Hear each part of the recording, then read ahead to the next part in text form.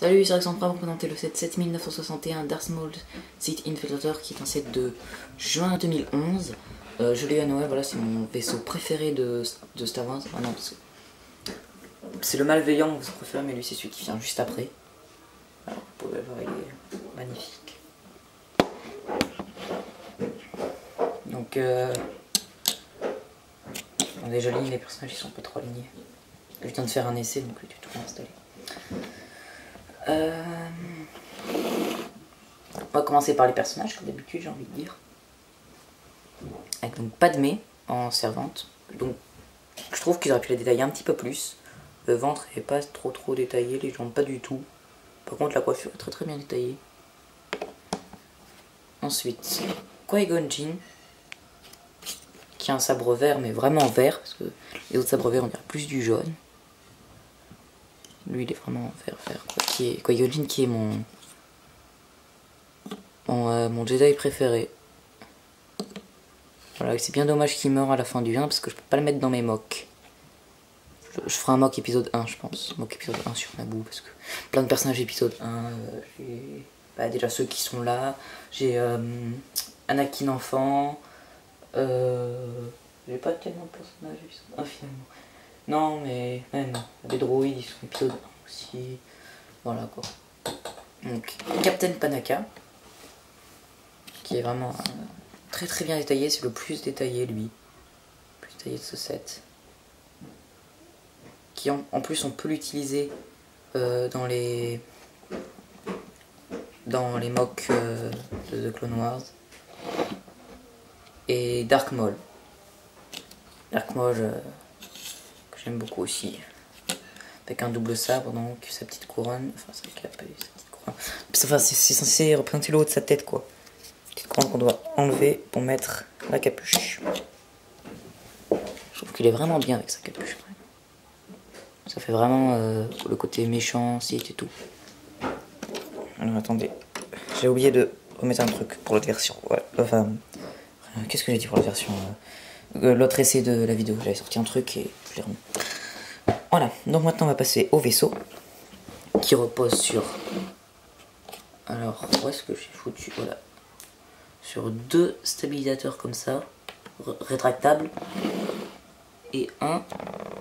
C'est un petit peu de travers ça. Et deux petits trucs comme ça. Ils sont côte à côte, il y en a un là et un à l'intérieur. Donc voilà. Alors, première partie. Cette partie est là. C'est un bon système ça je trouve. C'est le même système que dans le Venator Class. Que j'ai pas. Avec ici donc deux petites droïdes comme ça.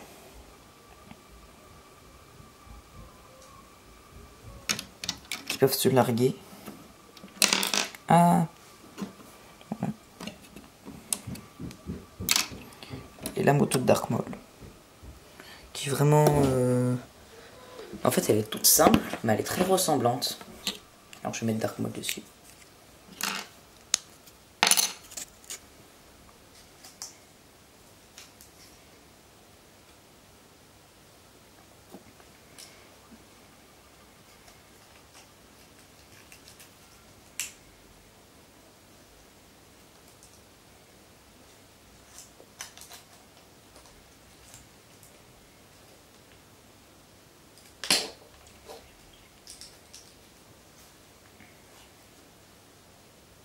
Alors, attendez, désolé pour l'attente.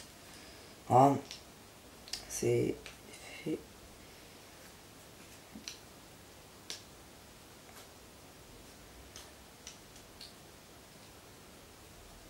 Voilà. Alors, ce qui est bien dans ce vaisseau là, c'est que une personne peut s'y cacher. Par exemple, on va mettre Qui-Gon Jinn, par exemple, tu peux se planquer comme ça. Là. Ça ferme quand même. On peut se planquer en ce donjon.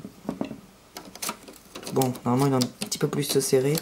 Ça marche quand il n'a pas de cap parce que il y a la moto normalement. Bon, voilà, on va le laisser comme ça. Ensuite, donc le derrière du vaisseau. Alors.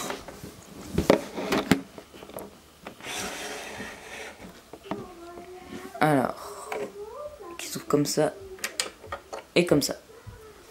le cockpit. Donc il y a d'abord en bas il y a un petit truc comme ça qui sert à ranger les sabres laser.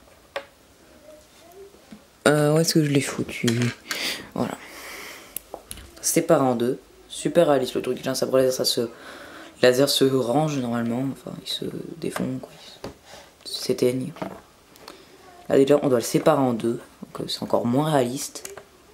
Et tu mets à la terre comme ça sans rien, qui tient dans le vide, on sait pas comment. Toi faut que tu le prennes avec tes mains et que tu l'accroches à une pince. Ça pour le coup, Lego ils ont peut-être voulu faire un range sabre pour faciliter les justement le rangement des plus petits. Enfin, plus petits par rapport à nous quoi, 6-9 ans qui jouent avec leur Lego. Par exemple nous on les collectionne mais voilà. Alors c'est pas la première fois qu'ils faisaient un range sabre. Souvenez-vous dans le Y-Wing, il y a un range sabre. Oh.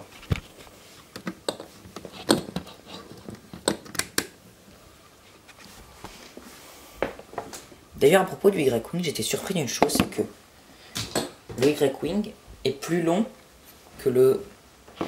C'est mon signe fait le toi. Voilà. Bon c'est tous les deux des chasseurs, hein, parce que contrairement à ce qu'on peut croire, c'est pas un croiseur ça. C'est un chasseur, et c'est même l'ancêtre du Dark Vador TIE Fighter. Et bon. Voilà, le Y-Wing est plus long. Et il est plus long de presque rien quand même. Hein. Juste de ces deux petits canons. Là je peux pas lâcher parce qu'il tombe à la table. Sans ces deux petits canons ils font la même taille. À peu près. C'est dingue quand même. Hein. En même temps le Y-Wing est vraiment à l'échelle. Alors que lui est un petit peu plus petit. Enfin bon, voilà. Donc je vais pas mettre Dark Maul dans le cockpit puisqu'il est déjà sur sa moto. Puisqu'il est déjà sur sa moto. J'arrive pas trop à articuler. J'ai peut-être mangé trop de chocolat. Alors, donc je regarde dans la boîte. Non, pas tant que ça, non, les petits chocolats.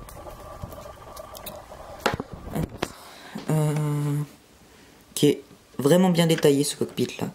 Un ordi, deux manettes et des petits trucs comme ça de chaque côté. Ça faisait longtemps que Lego n'avait pas aussi bien détaillé un cockpit. Il y a même des cockpits où il n'y avait rien. On ne sait pas comment il conduit, le gars. Rien. Bon. Voilà, donc le vaisseau vraiment très très beau. Pour passer en mode vol, j'ai pas pensé à ça. Pour passer en mode vol, il faut replier les stabilisateurs et déplier les ailes. Bon, je vais pas le faire là parce que il me faudrait une troisième main ou un caméraman, c'est au choix. Entre les deux, je préférais quand même avoir un caméraman parce que la troisième main, je sais pas où elle serait. Et au milieu du bit, quoi, ce serait pas super. Quand on y pense. Et même après être pas symétrique, avoir deux mains à gauche et une main à droite, c'est pas super non plus. Par contre, ce serait pratique, ce serait une main dans le dos. Enfin, non, c'est pas trop pratique. Bon. Les pièces en rab. Les pièces en rab. C'est contenu dans ce petit sachet.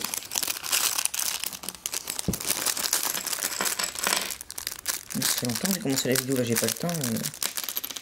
Bon, tant pis. Des petits trucs comme ça, voilà, c'est sans rab. Bon. La boîte, assez grande. Bon, rien à dire quoi, hein. C'est une boîte. Ah oui, ma dernière présentation c'était Droid TIE Fighter, j'étais déçu de l'image. Là je suis pas déçu là. Là je la trouve vraiment bien.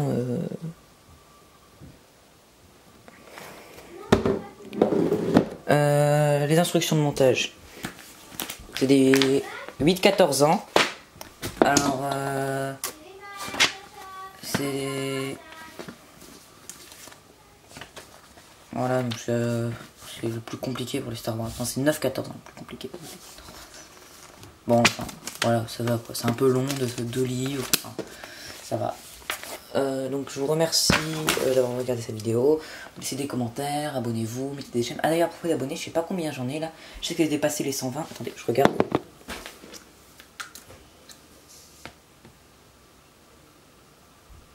Attendez. C'est pas super la connexion, mais... Ah voilà, 124. Donc c'est ma 3DS. J'ai que ça à portée de la main pour le moment. La connexion est pas super. Alors, abonné 124. Voilà, la connexion est carrément même pourrie. Hein. Qu'est-ce que j'ai fait? J'ai cliqué sur la chaîne de Florian Noir sans faire exprès. Voilà. Bon, tant pis. Ça va mettre 3 ans à charger. Ah non. Bon, en gros, j'ai 124 abonnés. Merci d'avoir regardé cette vidéo. Laissez des commentaires, abonnez-vous. Et dites-moi si vous l'avez aussi, ce vaisseau, enfin voilà. Si vous l'avez, dites-moi ce qui vous plaît le plus sur ce vaisseau. Puisque c'est quand même mon deuxième préféré. Ah, je sais pas si je l'ai dit. Je sais que je l'ai dit dans l'ancienne vidéo, mais je sais pas si je l'ai dit. C'est mon deuxième préféré, donc après le malveillant. Et je vais vous dire, bah...